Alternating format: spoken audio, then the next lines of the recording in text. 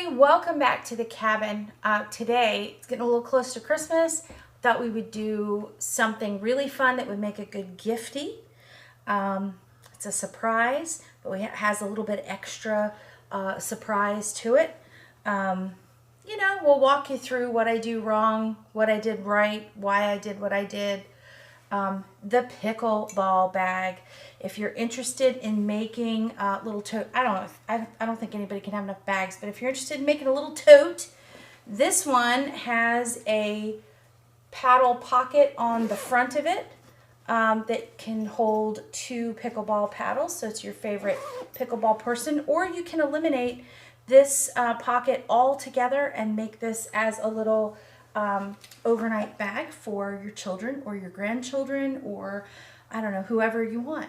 And you can make it out of whatever material you want.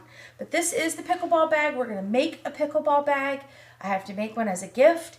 If you're interested in checking out this series, why don't you stick around? Probably going to break it into parts, but it'll be a lot of fun. So stick around. Let's make a pickleball bag.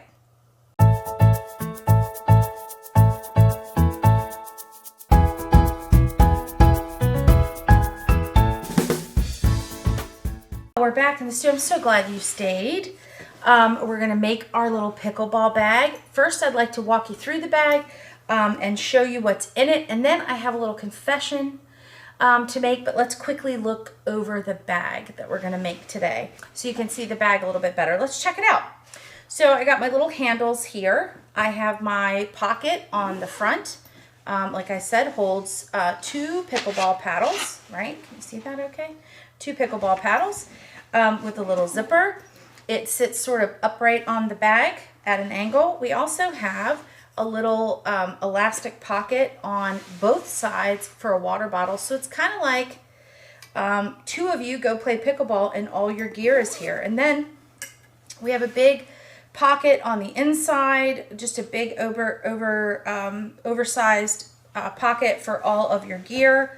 Mine has pickleballs in it right now, but you can put your sneakers or your keys or whatever it is else that you need can go right here inside the bag.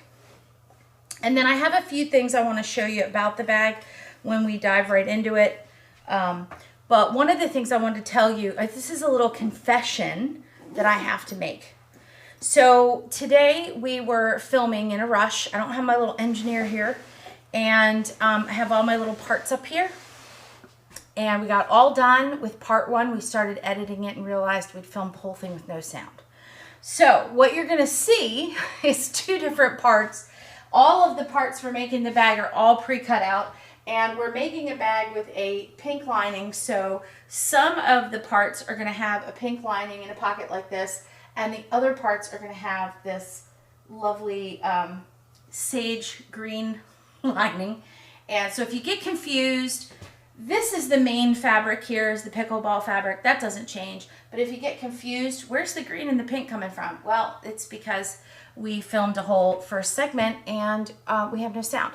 So hopefully everybody can hear me okay, and we're going to move on and make our bag. And that's kind of my fault that, well, it is my fault that we didn't have any sound the first time and that we'd gone kind of bonkers with it, because honestly, I've been a little bit stressed and unfocused, and that brings me to my next little thing to share with you. I am about to energize myself with a little healthy energy from Magic Mind. Let's take a look at my little bottle. I don't know if you've ever seen Magic Mind before, but you can read right there on the label. It is a completely all-natural little energy shot. Sharper mind, lower your stress, calm your energy. I have to tell you, it's crazy here. We're just now moving our studio, our manufacturing studio from Virginia to North Carolina, and we're getting everything all set up here. We're still tying up loose ends in Virginia. I'm run all over the place, so I'm overstressed. I am a little bit tired. And so what was happening is I was taking my normal coffee, because I love my coffee in the morning, and enjoying that.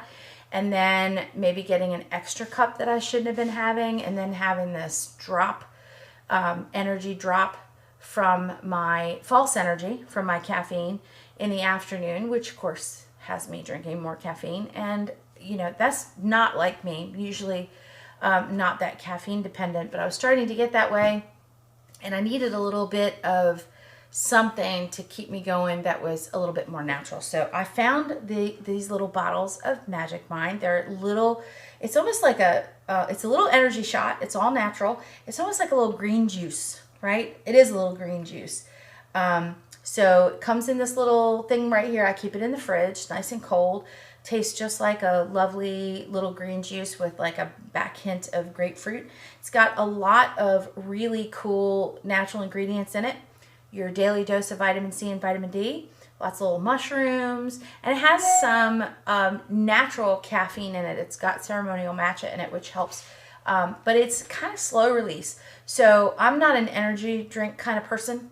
I shy away from them a lot because obviously you're just putting more chemicals in your body, and it's really just heavy shots of caffeine. I don't like that part. So I wanted something that would naturally, you can hear all those bongs in the background. Not so many people need me in the middle of the day. I wanted something that would naturally help slow release my energy throughout the day. So it's almost like taking a vitamin shot. So I reached out to them. They sent me a few of these little bottles, and they're great. I'm going to take one now. And I have a little link in the description box if you'd like to try it yourself, but it's pretty great. It just takes a second to drink it down. Like I said, just tastes like a sweet little green juice with a little hint of grapefruit on the back end. And what I have found, you know, they asked me to try it for like 7 days. And what I have found is that it helped quite a bit. I felt a little bit better and a little bit more energized at the beginning of the day. And one really important thing to me, well, two important things really, is I didn't feel jittery like from an energy shot. I didn't have any of that nonsense. And the other thing is there's no crash in the afternoon, which I really, really liked. So what I felt was that I was awake and a little bit more energized and a little bit more focused. But at 2 o'clock in the afternoon or 1 o'clock in the afternoon, I didn't feel like I needed a nap or another shot of something.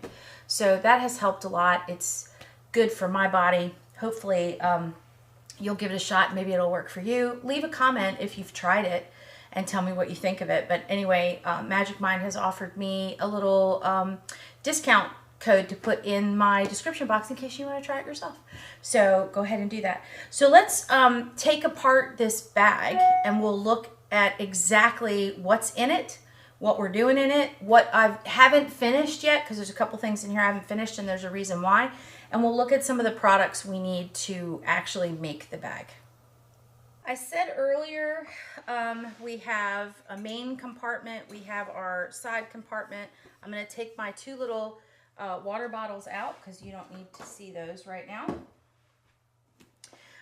We'll open up the paddle pocket. It's just a zipper at the top and a flap. Take the paddles out. The cool part about this is a 3D pocket that you attach to the bag as a top stitch. So let's look at, you basically make the paddle pocket, you add this little casing around the outside, and then it's got its top stitched on all the way around. So what that means is this is actually the side of the bag inside the pocket here, and you can tell because there's the little handle that I put on. The pocket has to cover one of the handles. It doesn't cover the one that's up here, but it does cover the one down here. So we just cover up the handle just a little bit, and the flap sits right over top of the handle. But there it is right there. That's the inside, or the outside panel of the bag is right here inside the pocket. And then we have a lining on the other side. Now something you'll notice when I was putting my little sample together, this is my bag, I was supposed to stitch this down with a zigzag stitch and finish it. You could do it with a serger if you wanted. I missed a lot of that, so it's not as neat and tidy as I would like it to be, but you know, such is life. We'll try again. And then we have this little binding here on the outside that closes in all the edges and the zipper and all that, so we can zip it up and put it back down. All right, then we have our little elastic pockets on the side where we put our water bottles. And then let's open up the inside because this is going to be the most shocking. This is what is clearly unfinished, and we'll open this up. I'm going to flip it out a little bit so you can see it. This is the whole zipper, the casing all the way around, which encompasses the whole bag and it attaches the top or the front and the back. This right here should have a binding on it, and that's how Chris wants you to finish it. Let's take all my pickleballs out of here so we can look at the inside itself. So inside the bag, there's another little piece of fabric in here, and that's a little inside pocket. Now, I'm not crazy about this inside pocket. It's kind of short, and I didn't really tack it or anything, so it's just kind of laying in there, and I wasn't happy with that, so I'm going to make that change for this video, and we'll talk about it, but it's just a short little pocket. And then the whole bag, let's actually flip it inside out so we can see exactly what we're looking at here. The whole bag is 2 sides. This is why it's so simple. You can really make this bag, if you have everything cut, you can really make this bag in a day. You really, really can. So we have our front, well, this is our paddle pocket front, you can see because it's sewn on. And we have our other side. This is the side with the little pocket. This is how big the pocket's supposed to be. We're going to make our pocket a little taller, and hopefully that'll help that problem that we got going on here that I'm not crazy about. And so everything is stitched on like that. So we have our zipper casing, and our zipper casing is attached to the under casing, which goes all the way around in a loop. And then we have this little piece of binding. This is where the inside edges of this is sewn, and then we have a little piece of binding on the outside, which I'll show you. And then what Chris asked us to do is take a little piece of bias binding, and you're going to go all the way around this, turn it, and hand stitch it down, and then all your little edges are going to be covered up. Whoops. Are going to be covered up. So I haven't done that yet, and I'll explain to you why. Let's look at that little piece of binding on the bottom side where everything kind of comes together. Turn it back right side up. So you're basically making 2 sides and a zipper casing all the way around, and then of course you're going to add your little pockets to the outside, and those go on pretty easy, to be honest. All right, so let's turn the bag over and we'll look and see where it's seamed together. So right here is where that that outside casing, that whole thing right here is sewn together. And then your seams are kind of up on the outside, and you put this little piece of binding on either side of it, and I just top stitched it down like that, and it worked perfectly, and then it goes right into the seam. This is also where our piping is going to meet, but using the whole bag is constructed with Bosal NR foam, which gives it all of the body that we need it to have. And it has this great piping on the outside, and the piping's really easy to do because you're really only adding it to the outside of 3 pieces, and then you're sewing the whole thing together. So if you ever wanted to make a bag with piping and zippers, it's pretty easy. All right, let's see at some of the parts we need to do this bag. Let's look over here. So here are the general parts. Everything is numbered in this pattern. So, and the numbers have a letter correspondent. So M stands for main, which is our main fabric. L stands for lining, which is our lining fabric. And I think I showed you a peek of the green underneath here. That's going to be our lining for this bag. And then we have our F for foam. And the foam is going to be Bosal foam. That's this guy right here. So it's pretty thick. Let's check it out a little close up. It's a pretty thick, spongy foam, and what it does is it just provides a little bit of bounce back body when you're building in a bag. Now, I said that sometimes I change the rules a little bit on these patterns. Sometimes it's because I want to do something a different way, and sometimes it's because I'm using what I have here at the studio. So this is one of those cases. So the pattern here is called the Pickleball Bag by Poorhouse Designs, and that is POD-261 Pickleball Bag. And what happened was I got an advertisement from one of the salesmen from Michael Miller for this fabric called Peace, Love, and Pickleball, and it was done up in this bag. So, or the bag was done up in this fabric, so I had to have it. And on the back we need 1.33 yards of main fabric, 1 yard of lining. It says a is it a half yard or a third of, I think it's a half yard of piping, and a third of a yard or a fat quarter of an accent inner pocket. And then you're going to need some other things. And as Chris says here, you need a half a yard of a Bosal in-art form plus fusible foam. So that's where I ran into some issues with the fusible foam, because I have 2 rolls. It's not cheap stuff. And I have 2 rolls, huge rolls of Bosal in-art form. But mine is soft on one side and has a fusible on the back. It is not double-sided fusible. And I think she was intending to use double-sided fusible here, and that didn't happen. So I want to make sure that, that I explain why I'm using some of the products in here so that you understand that's not necessarily what you need to have, but it's what I needed to have to make this work. So, and I'll go into those products now. So we'll look at what we need. So now we know we need, we definitely need the main fabric, the lining, and the foam. And then she also says on the back that we're going to need some fabric for piping. So I actually did not use that. I didn't make my own piping because I happen to have another product here called Wright's Bias Tape Maxi Piping, and that was already done. So let me show you what that looks like. It comes in a little package like this. The bag that you're going to see some of the samples of was done out of this color, Berry Sorbet. My sample was done out of this color, Mediterranean. So that is the piping that I have on my bag. And then this color that we're going to show you now that we have to remake it is called just simply blue. So blue, Berry Sorbet, and Mediterranean. So Wright's makes this piping, and you'll see here on the package it says it's 2.5 yards. I'll have a link to the description, a link in the description box for where to get this. So it's 2.5 yards, and I actually needed, the reason I have these 2 unwrapped is because I actually needed 2 packages to finish this project.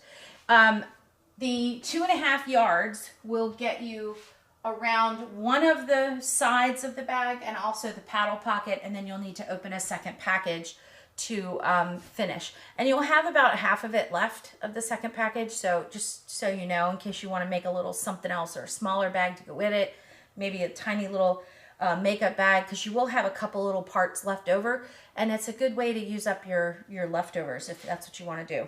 So Wright's, that's one of the things that I used, so I'll set this back in here because I just want you to be able to see that.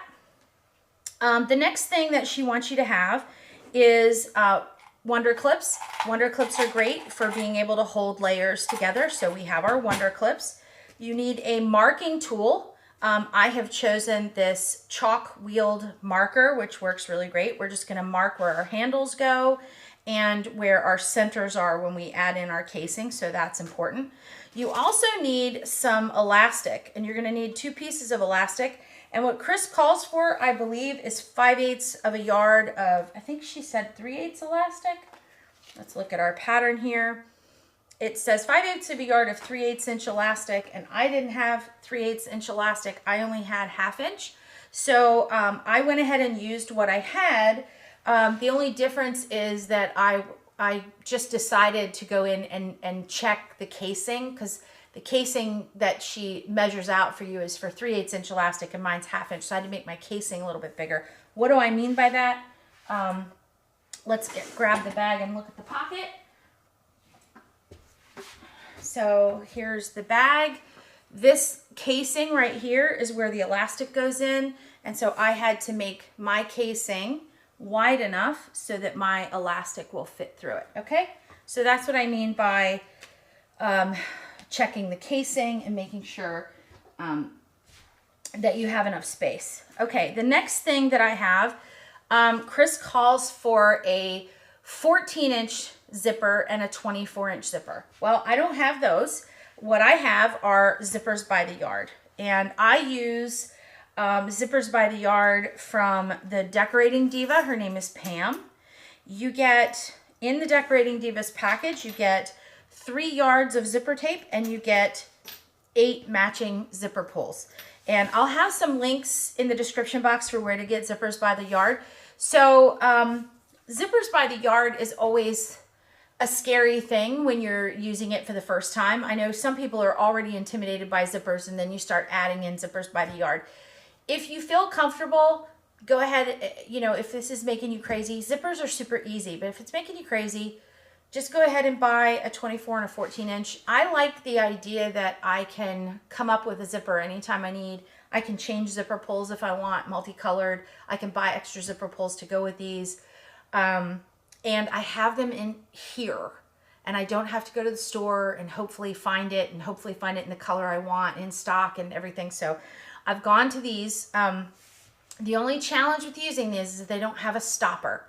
So normal zipper has a stopper on the front and back of it. It keeps the zipper pull from coming off.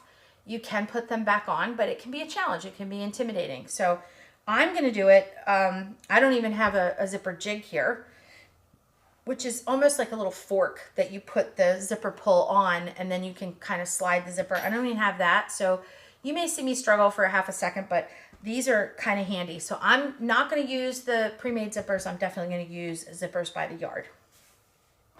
So the next thing that I have in my little bin here are these guys right here. This is 505 spray and a glue stick. Now, Chris doesn't call for the 505 spray and the glue stick. The only reason I have these is because, again, I don't have that fusible with that foam with the fusible on both sides. So I'm going to fuse it onto the lining, and then I'm going to go ahead and spray a little bit of this to hold the body of it when I do the top portion onto the foam, and then I'll add a glue stick, and I'll show you how I do that. And so this little thing right here is only because I don't have fusible on the other side. And you do want to maintain the pattern pieces as safely and nicely flat as you can when you're doing that outside and before you cut, when you're stitching them together. So I just want to make sure that they're adhered down properly. So that's why I'm using that. Our next thing she calls for is webbing. This is nylon webbing. Let me put it up a little closer so you can see it. Mine's kind of satiny, but it's just 2 pieces of nylon webbing. It makes a great handle. Now, if you don't like nylon webbing and you want to create your handle, you probably have some extra pieces of foam you can use left over, or you can get a little bit of extra foam and you can make your own handles with little extra fabric and a little extra foam. These work really well, and they're super sturdy. And I'm also going to show you, because the way the pattern is written, when you add the handles, Chris wants you to stitch them a little bit at the top and then flip them up and do your box X stitch to attach them. And I didn't quite like the way that went. So the good part about nylon handles is you can create them with a raw edge, that you can seal up the raw edge, and then the handles don't fray, and then you can just add the raw edge to your bag. And I'll show you how I managed to do that. So here's my little, let's rough this up a little bit so you can see. So now I have a rough edge with a little bit of strings, and that's why I have this handy dandy lighter here. Because this is nylon, all I have to do is just zip this along the edge, and this is called fusing, and all I'm doing is fusing the nylon pieces together. Make sure I get it all really good. It kind of melts in together and it makes a finished edge, and now I don't have that. Let's let that end cool. We'll do this end, and then I'll show you afterwards how well that works. So I usually let my husband do this because not that I'm afraid, but I just don't like playing with fire, and he likes to help out. Okay, so now I have this solid edge. And now if I try to rough it up, it's all sealed and solid. And can you see that? I know the camera's having a hard time. It doesn't really create anything, you know, sticky or rough or anything like that. It's just sealed and fused on the end. And now I can use this without any worry that it's going to fray. I can just attach it to the bag. There it is. There's my little box X stitch on here with the raw edges on the end that are all fused together, and it works really well. There are 2 little pattern pieces. One is the shape of the bag. Okay, so let's look at that on the table in front of us. So we have a bag shape template, And what that does is it kind of rounds the corner of the bottom of the bag and it tapers the top of the bag a little bit, and that's what gives it that bowling bag look. And then on the other side, we have our paddle pocket pattern. So I made 3 different patterns, and I'll tell you why. And then this is what I made it from. It's a paper on one side, and then you see it's got a little bit of shiny on the back, and that's wax. So it's wax paper on this side and not wax paper on the other side. It's nice and sturdy. And what I use it for is creating patterns, because you can take your iron and you can take that pattern and lay it down on the fabric, and you can fuse it temporarily to the flat fabric. So here's the main bag pocket that I made. So there's the template that I made for that, and I made sure I marked the fold, because we're going to take that rectangle that we have here on the wall and we're going to fold it in half, and then we're going to put this template. It's going to look like this. We're going to put, actually it'll look like that.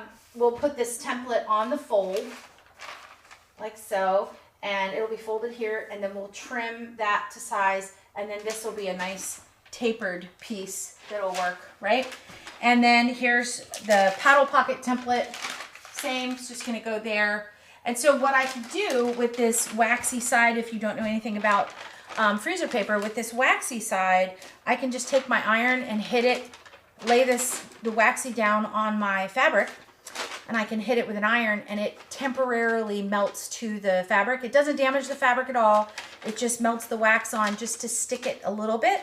And then I'm able to cut the pattern out really easily. We'll demonstrate that. And then I just peel it off after. And the thing about freezer paper, this one's not as shiny as it was, but you can use these parts again and again a few times. I've used them as few as 3 times and as much as 6 times before I need to make another pattern. Since I'm making multiple bags, they have worked really well.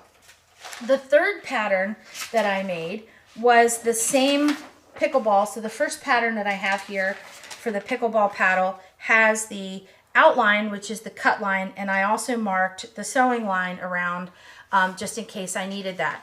And then the third pattern piece that I made was the pickleball pocket with just the sewing line. So you can see I have eliminated the cut line on the outside, and I have just marked here, drawn around where the sew line was.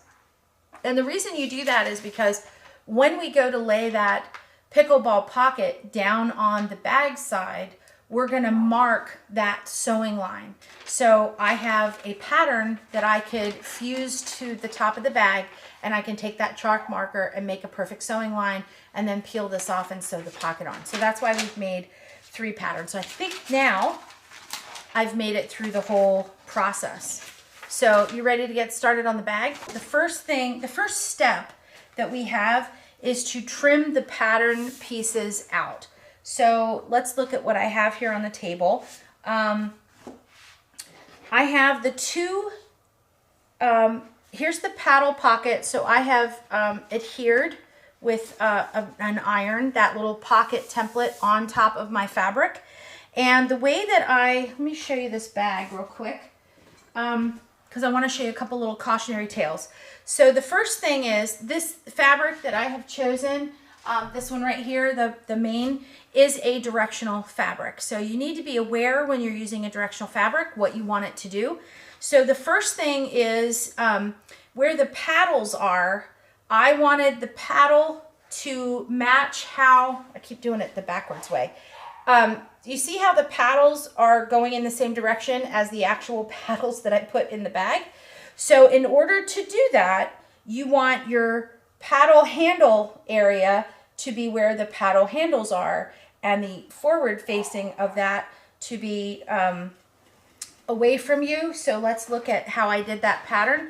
So you see how I have my pattern, I have my handle area right here, right where the handles of the fabric are going. So if you want it to go that way and you have a directional fabric, you need to make sure that it's going that way. The next picture, or the next little bit I want to show you, is you see how my paddles on my bag are upright, right? The handles are on the bottom and the paddle part's at the top.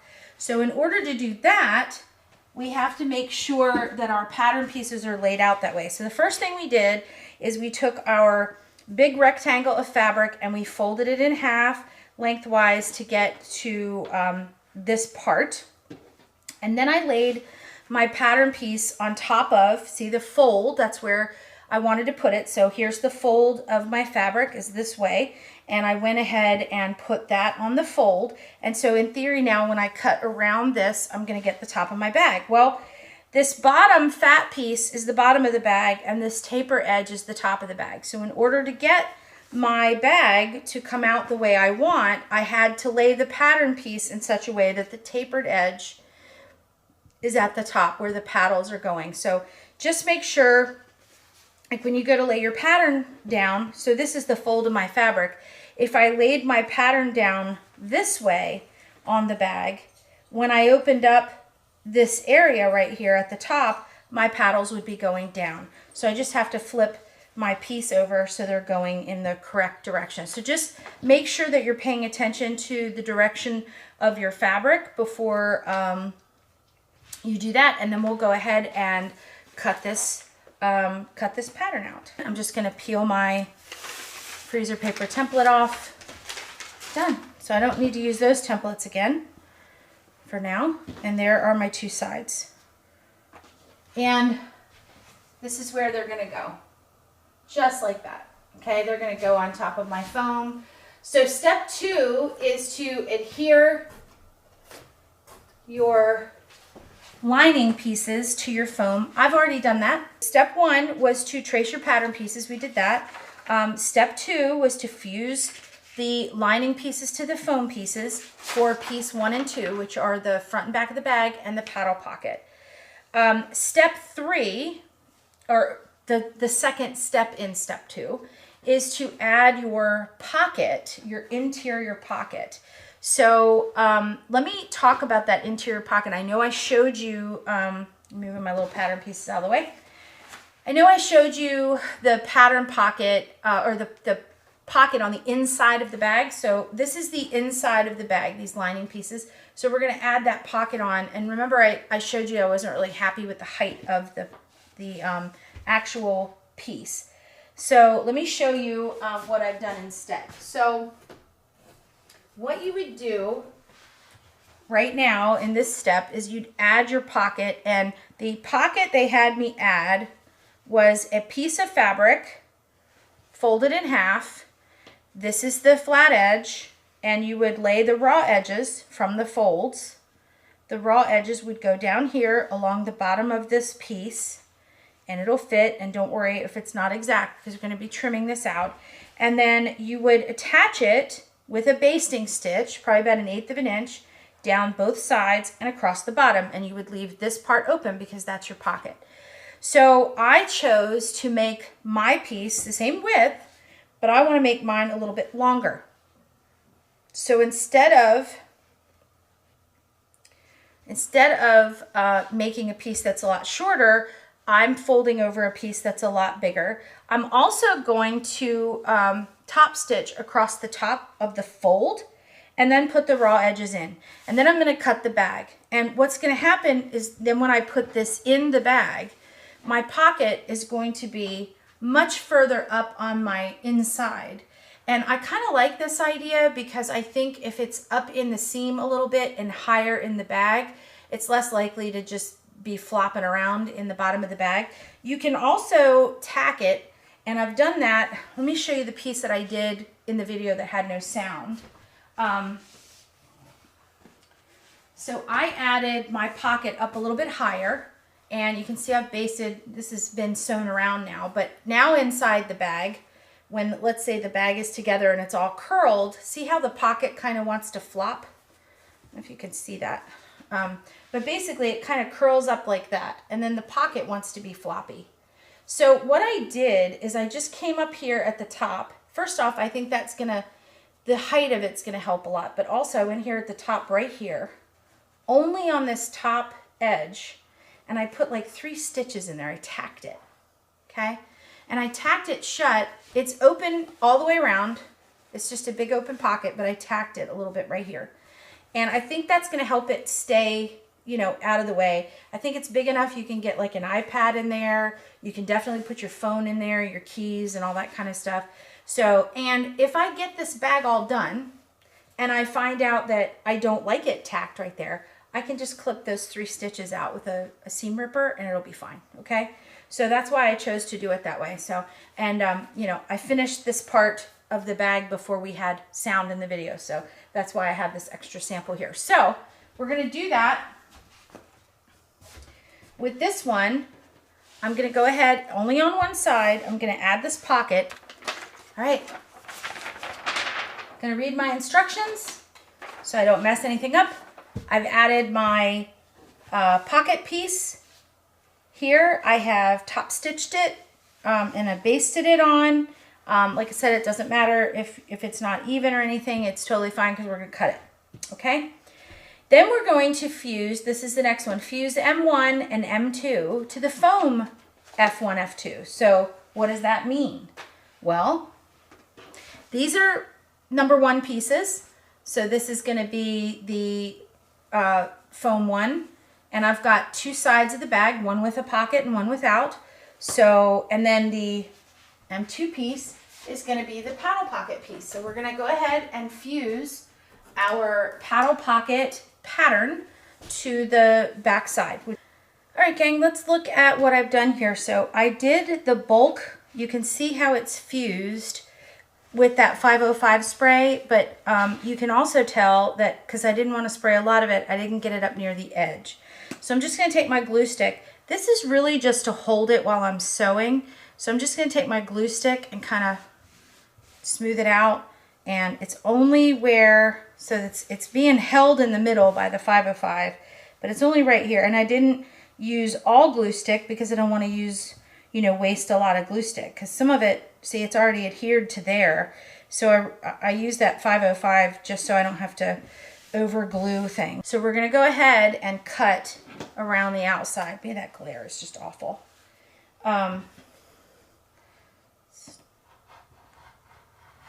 Okay, we'll cut our tip. I'm going to cut this little bit of edge off here.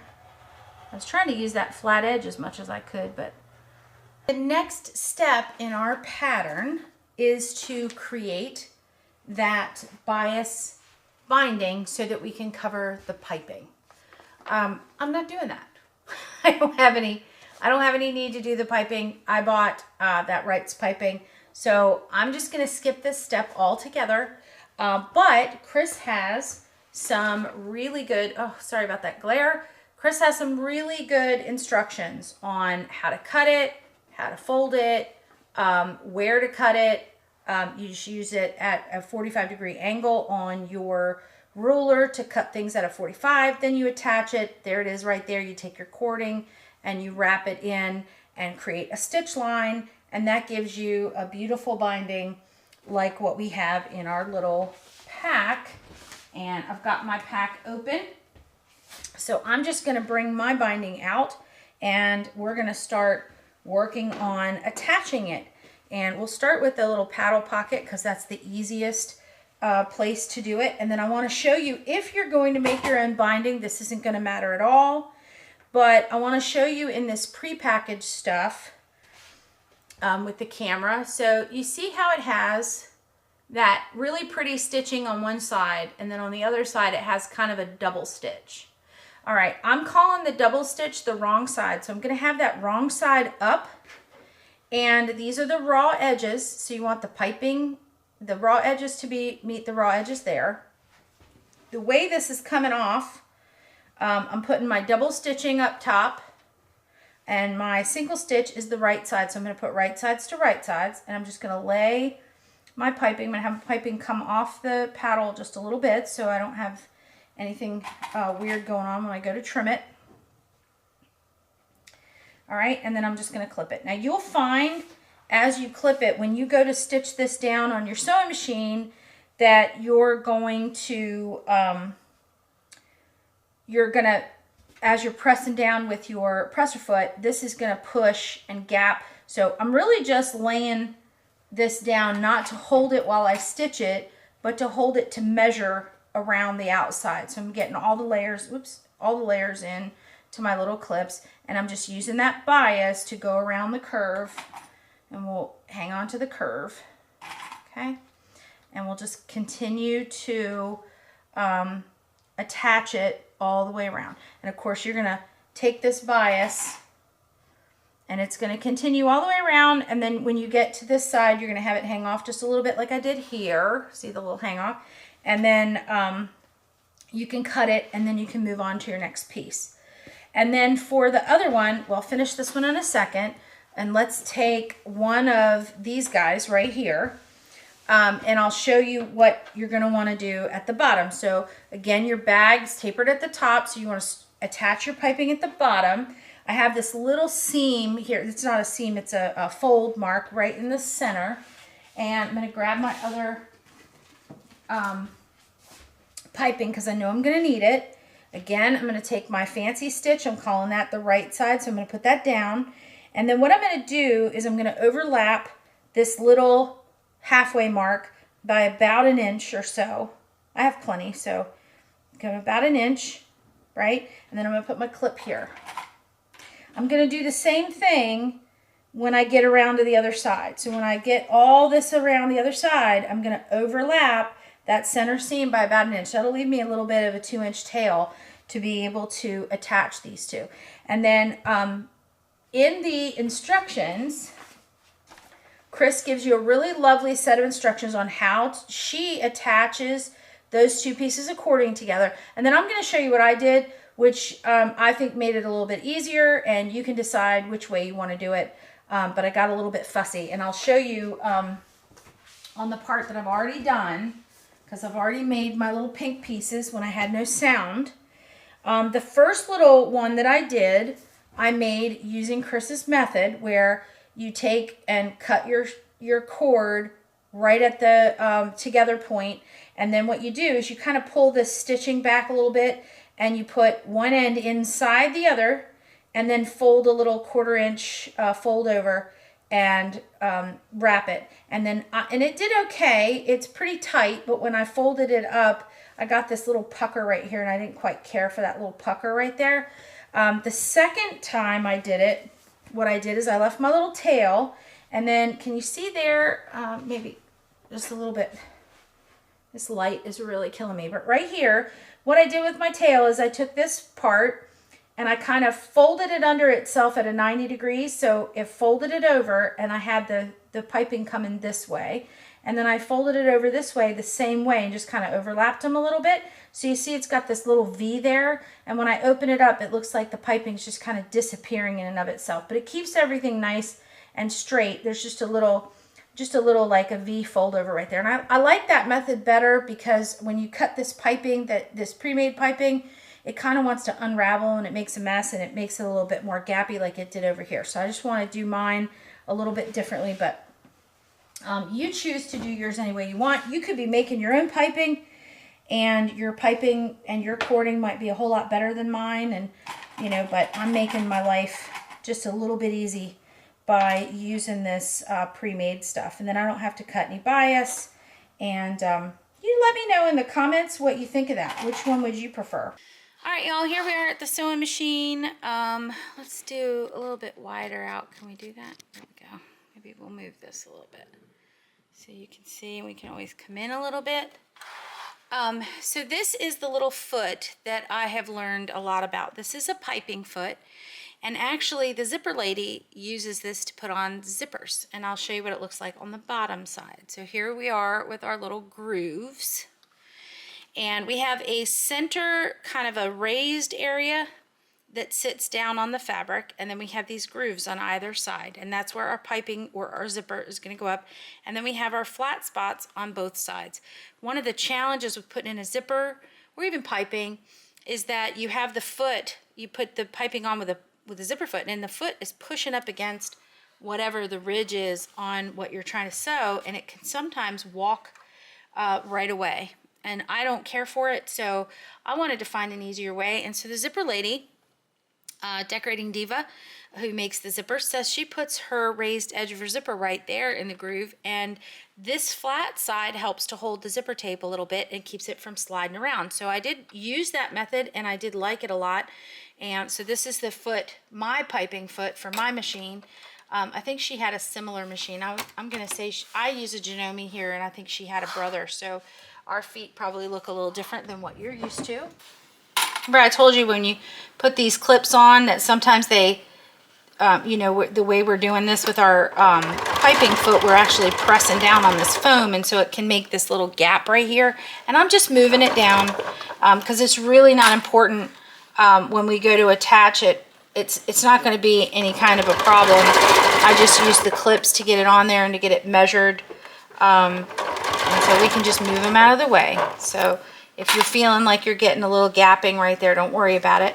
And take your time around the curves so that you get them nice and tight. If you go too fast around the curve, you can actually lose the whole thing, and you don't want to do that. So, and then what I'm going to do afterwards is go back in my piping and just make sure that my stitching is close enough. So I'm going to peel this back, and I'll show you what I mean. When I peel this back, I really want to see that piping. I don't want to see a whole lot of extra fabric in there. So I'll just go around and check. And sometimes when I'm going around my curves, you know, here's a little section where I got a little bit more stitching than I probably wanted, and I'm just going to check and make sure that I don't have, and I think that piping looks pretty good. But now would be a great time if you don't feel that you got it all up next to the, you know, thing, you can go back and kind of catch it a little bit more. But now I think that piping looks good. Here's one of my bag fronts, and then I'll just take this clip off so you can see. You see how I have my fold over? My little center seam from when I cut the pattern is right here, so that should be about the center of the bag, and I'm stretched over inch and a half over either side, and so that's fine. You can step away from that area, just leave it undone. I'm going to leave the clip on here so they don't go flippy flapping all over the place. And I'm just going to start it down here, because it doesn't matter where you start it, but just somewhere away from that little flippy flap. And then we'll start our bag and get all the way around, and then I'll show you how to finish it when we're done. Oh, one little cautionary tale. My sewing machine is right up against the wall here, and when you're working with this foam, it can hit the wall. So if you're driving along not paying attention and you meet resistance, it's probably not this. It's probably that your foam has hit the wall behind you. So just pick it up, fold it, and that way you won't have that problem. I'm getting close to my tail here, so I'm just gonna stop, and I'm gonna take this out, and then I'll show you what I did. So I've got this nice tail. I'm gonna come up here over, there's that little line. You might not be able to see it, but there's that little fold line. And I'm basically gonna go do this. I'm gonna fold it under, past that center line. I'm folding it under, just like that. So it almost kind of goes off at a 90-degree angle, okay? But the piping is kind of at a curve, okay? I'm going to do the same thing with this one, but I'm going to cross the piping first, okay? So I'm going across the piping, and then I'm just going to turn it down. I'm going to move my arm in a second because I'm sure my arm's in your way. Okay, you see that? I have turned them both down, and they're both coming down at a 90. This one's kind of cocked a little bit, but that's okay. And then you see how they're crossed in like a V? That's how I want them to be. So I'm going to hold on to them real good and put this back under the machine and start from where I ended my stitching and just go over top of it and going right on down just like I did here. And I'm going to shift this a little bit, make sure that the piping is actually even on there. Okay, so then I'm going to keep on going. And you can do this with your piping too, not just the piping I'm using, but okay. All right. Okay, so now you see how it's kind of crossed, and when you lift it up, that's what you get. You get on the right side, you just get this little V cross. And I kind of like that. I like that a little bit better. I just thought it looked, I don't know, it just looked a little bit neater, and it's not going to fray. And yes, it is crossed a little bit there, but it's on the bottom of the bag, and I'm just fine with it. And then I'll just take my scissors, and I'll just trim this right off where it meets. Okay? My little Karen K. Buckley Swizzers. And what the pattern says to do is to find the center. Now I know where my center is because it's right there on that little seam, but just in case, we'll measure it. Oops, sorry. which is, it's usually about 4.5, 4.25, something like that. And I mean 14 and a half, 14 and a quarter. Yeah, we're right at 14 and a half. So I should be right at the 7.25 mark. And if you can see that little fold line right there is dead on at 7.25. So that's where I know my center is. So that's handy because all I have to do is put my ruler right there at the center mark, and I'm going 3 inches from that center is where the first part of my measurement is. So I'm going to use my ruler and my little chalk. I'm going to put my little line right there. Do the same thing on this side, right? About 3 inches. 2, 3, right? And I'm going to run my chalk wheel down on this side. So that gives me my first measurement, which is the 3-inch measurement. And then the next measurement I'm going to do is 2.5 down. So I'm going to measure down 1, 2.5 right there. Okay. And the same thing on this side, just to make sure they match. And I believe they do. And then I can lay my ruler right there just to make sure they're in the exact same spot. And I'm just going to cross my little T. Oops, right there it is. Okay. So I hope you can see that mark. So there's a straight line here that's 3 inches right there and a 2.5 down. And so right there is where I want to put my handle. That's what she says to do. So I'm going to take my 2 handles that I have, and I'll be darned, I think I put my clips back. I have one over here, so that'll help me. What I'm going to do is lay my handle down. I'm going to make sure it's not twisted, right? And I'm going to lay it down right here. And where it's going to sit is the edge of my handle is going to sit right there at the 2.5 mark, and it's going to be right dead in the center of where this 3-inch mark is. So that's right where I believe it should be. Okay, and I usually clip it on both sides just to hold it so I can take it over to the sewing machine. And that's exactly how I'm going to stitch it. So I'm going to run my box X stitch. Let's look at the bag again so that we can see what the box X stitch looks like. And what I'm going to do, because I'm not going to demonstrate that, I'm going to take it over to the sewing machine and just stitch it. I'm going to go down, over, up, and over, creating a box. And when I get back to the starting point, I'm going to go down through the center. Okay, I'm going to start at the starting point. So I'm going to start over here, down, over, up, over, okay, which gives me a first line, okay. Then I'm going to go down through the center diagonally to this side, go over the bottom again, and diagonally up to this corner, and then go over the top again. And the reason you do that is because then you have 2 lines of stitching on the bottom and the top, and 1 on the sides and 1 through the middle. And that actually holds the strap so it's nice and strong. And you're going to do that on both sides, okay? And you'll just go up about maybe 1 inch to create your box. Just go up from the bottom about 1 inch. And so that's how you're going to do it. And you're going to do that on you're going to measure up and do that on both panel parts. And once you get your box X stitch done, then that's the end of that step. Okay, so I'll see you back here when I get that done. Gang, you should be incredibly proud of yourself. If you're not already, I'm going to tell you you should be proud of yourself because you added piping to your bag and you put handles on your bag. So here's our box X stitch. Our handles are on perfectly.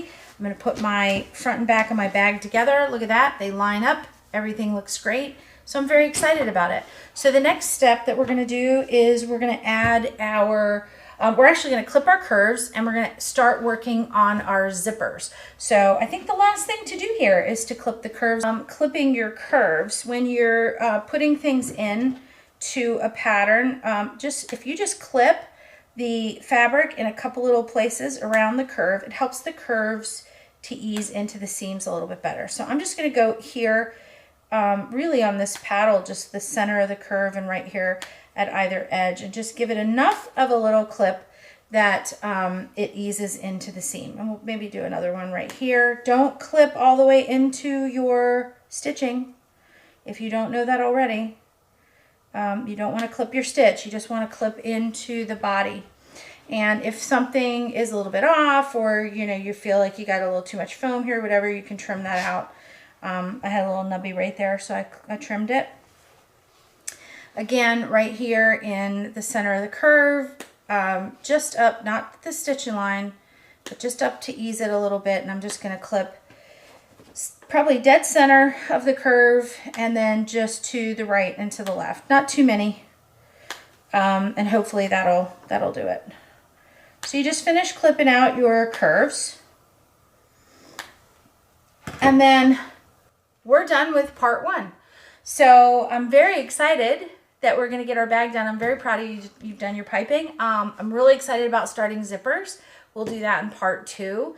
So once you get your parts done, and if you don't want to do your paddle pocket, you can use one less zipper and one less casing and all that kind of thing, or we can just finish the rest of it next time. In the meantime, I really hope that you'll leave me some comments. Tell me all about whether you want to make your own piping or you don't want to make your own piping. If you've tried my little friend Magic Mind, leave me a comment and see to tell me if you like it, okay? I actually like it, so that's why I'm talking about it. But if you've tried it before, or you want to try it before, or what you do to get yourself a little bit more energy and a little bit more focus, nothing chemical, but something really natural. And do check out the links below. I'm going to link in all of the products we used today, the right kind of bozal, the wrong kind of bozal, all those things will be linked in the description box below, along with a link to Chris's website where you can get this pattern because we don't carry it. We do have the paddle fabric. We have a limited amount of that online. So, and that's going to be Peace, Love, and Pickleball. So we do have that if you want to check that out, and I'll put the link in the description box in there. And I'll also put the link to Magic Mind if you want to give that a go. And I think they're having a big promotion right now, so that'll be great. And we'll get started next time on our zippers. Until next time, happy quilting.